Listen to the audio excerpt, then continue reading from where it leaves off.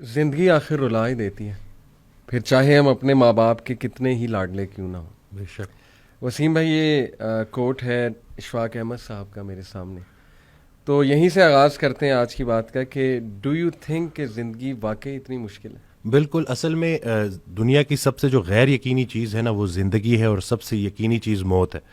تو زندگی میں نا وہ ارادے ٹوٹتے ہیں اور آہستہ آہستہ غم آتے ہیں، اور آپ کو پتہ چلتا ہے کہ ٹھہرنا مشکل ہی ہے، لیکن جو اللہ کے ساتھ رجوع کر لیتے ہیں ان کو یہ بات سمجھ لگتی ہے کہ جانا تو ہم نے ہے، لیکن جانے سے پہلے کچھ کام تو کرنے ہیں نا۔ تو وہ جو کام میں مصروف عمل، ابھی ہم بات کر رہے تھے کہ جو اللہ کے کام کر رہا ہے، جو مصروف ہے، تو پھر وہ ان چیزوں کو اپنے اوپر، اس غم کو اپنے اوپر حاوی نہیں ہونے دیتا۔ وہ حضرت واصف رحمۃ اللہ ایک شعر پڑھا کرتے تھے کہ غم بھی گزشتنی ہے، خوشی بھی گزشتنی، کر غم کو اختیار کے گزرے تو غم نہ ہو۔ تو یعنی کہ غم کو قبول کرنا ہے، اس کو ریڈ کرنا ہے، اور اس میں نا بڑا لیسن ہے۔ صحیح بات۔ تو یہ اللہ تعالیٰ ہماری برداشت، سب سے بڑی قوت برداشت ہے۔ بالکل صحیح۔ تو ہماری یہ برداشت بڑھانے کے لیے اللہ تعالیٰ غم بھیجتا ہے، صحیح، اور آہستہ آہستہ صبر کے ذریعے، نماز کے ذریعے انسان جو ہے نا اس مشکل سے نکل آتا ہے، کیونکہ اللہ کا وعدہ ہے کہ ہر سختی کے ساتھ آسانی ہے۔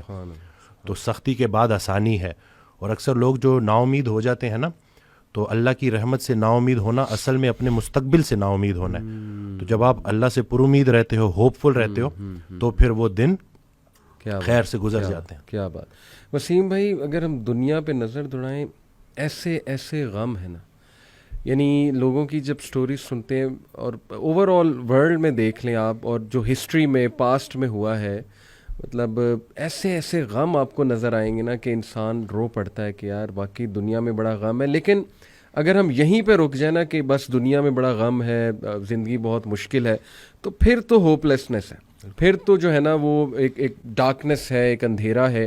دیٹس وائی آئی سے ٹو پیپل کہ دیکھو جو ایتھیزم ہے وہ یہیں پہ رک جاتا ہے۔ بالکل، وہ کہتے ہیں کہ بس we are all here and we are doomed, اور بس ٹھیک ہے، سفرنگ بھی ہے، کیوس بھی ہے، ڈارکنیس بھی ہے، اب کیا کر سکتے ہیں۔ بٹ جب تک اسلام ہمارے پاس ہے نا وسیم بھائی، دیکھیں اللہ سبحانہ و تعالیٰ نے پہلے ہی ہمیں بتا دیا، جیسے آپ نے کہا نا ایکسیپٹنس، بالکل اللہ نے ہمیں ایکسیپٹنس دلائی ہے کہ دیکھو اس کو ایکسیپٹ کرو کہ یہ دنیا ایک مشکل کی جگہ ہوگی، یہاں تمہیں مشقت کرنی ہوگی، اسٹرگل کرنی ہوگی، وی ول ٹیسٹ یو، ہم دیکھیں گے تم میں سے کون ایمان والا ہے، کبھی بھوک سے، کبھی خوف سے، کبھی خوف کا انفیکٹ ذکر ہے کہ خوف سے ٹیسٹ کریں گے۔ آئی تھنک انگزائٹی میں خوف کا ایلیمنٹ کافی جو ہے وہ حاوی ہوتا ہے۔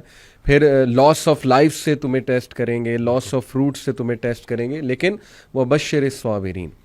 اور دیکھیں اللہ نے پورا طریقہ بتایا ہے کہ دیکھو نا امید نہیں ہونا ہے، اگر یہ پرابلمز آ جاتے ہیں تو پھر اللہ طریقہ بھی بتا رہا ہے کہ تم نے ہوپ کیسے پکڑنا ہے۔ جیسے آپ نے کہا کہ نماز ہے، پھر صبر ہے، تو how amazing is the philosophy of our religion. بالکل، سبحان اللہ۔ اور جو ایتھیسٹ سے جو نہ ماننے والا ہے، وہ میں اس کو یہی بولوں گا کہ وہ بیچارہ اللہ کی نعمتیں بھی استعمال کرتا ہے اور اللہ کو مانتا بھی نہیں ہے۔ سبحان اللہ، ٹھیک ہے نا۔ تو تحقیق جو ہے نا وہ آپ کو بعد میں وہاں پہ پہنچائے گی جہاں تسلیم پہنچائے گی آپ کو پہلے۔ تو جو سرنڈر کرنا ہے نا، یہی سب کچھ ہم نے کرنا ہے۔ ایک آڈیو میں وہ بیان کر رہے تھے حضرت، تو انہوں نے کہا کہ پورا سرنڈر کرنا ہے۔ تو جواب آیا کہ حضرت اتنی کمزور صلاحیتوں کے ساتھ پورا سرنڈر کیسے کروں؟ تو انہوں نے کہا کہ تم پورا سرنڈر کرو، تمہاری صلاحیتیں بھی پوری ہو جائیں گی۔ سبحان اللہ۔ تو یہ ہے کہ جب آپ پورا سرنڈر کرتے ہو نا، یہ جو اپنی کارسازی نکالو گے تو کارساز کی کارسازی سمجھ آئے گی نا۔ تو یہ جو اللہ ہے نا، یہ ہمارے ارادوں کو توڑتا ہے، اور نہیں آتی کوئی پریشانی اس وقت تک جب تک وہ بڑی پریشانی کو ٹالنے نہ آئی ہو۔ وہ ایک واقعہ سناتے تھے کہ ایک بندہ ایک اللہ والے کے پاس جاتا ہے اور کہتا ہے کہ میرا مکان نہیں بک رہا، تو دعا کریں۔ تو انہوں نے کہا کہ نہیں، تمہارا مکان نہیں بکے گا، جاؤ۔ تو وہ بڑا پریشان ہوتا ہے، پھر دوبارہ جاتا ہے، کہتے ہیں کہ آپ دعا کریں، کہتے چلو میں دعا کر دیتا ہوں۔ وہ مکان بک جاتا ہے۔ تو وہ اس اللہ والے کے پاس جاتا ہے اور اس سے پوچھتا ہے کہ آپ جب میں پہلی دفعہ آیا تو آپ نے کہا کہ مکان نہیں بکے گا، صحیح، اور جب دوسری دفعہ آیا تو آپ نے کہا کہ بک جائے گا۔ تو کہتے ہیں کہ پہلی دفعہ جب تم آئے تھے تمہارا ماتھا روشن لگ رہا تھا، صحیح، تمہارے ماتھے پہ خوش قسمتی کے آثار تھے۔ سبحان۔ دوسری دفعہ جب تم آئے تو تمہارے ماتھے سے بدقسمتی کے آثار آ رہے تھے، کیونکہ بڑا بدقسمت ہے وہ انسان جس کی زندگی میں اس کا گھر بک جائے۔ تو جو چیز تم اپنے لیے پسند کر رہے ہو، جس چیز پہ تم جشن منا رہے ہو، وہ اصل میں تمہارے استغفر اللہ کا مقام ہے جس کو تم الحمدللہ کہہ رہے ہو. صحیح. انسان جو ہے نا وہ جلد باز ہے, جلد باز ہے. وہ کہتا ہے کہ بس میرے اللہ کو اپنے مطابق چلانا چاہتا ہے. صحیح بات, صحیح بات. اور اللہ نے ہمارے لیے کتنی خیر رکھی ہوئی ہے, کتنی آسانی رکھی ہوئی ہے, ہمیں خوش کرنے کے لیے اللہ کے پاس اتنا کچھ ہے, لیکن ہم جلد بازی میں اور نا امیدی میں اس سے محروم ہو جاتے ہیں. اور شیطان جو ہے نا وہ ہماری رگوں میں خون کی طرح دوڑتا ہے. صحیح. تو اس کا طریقہ واردات ہے ہی یہ وسوسہ دینا.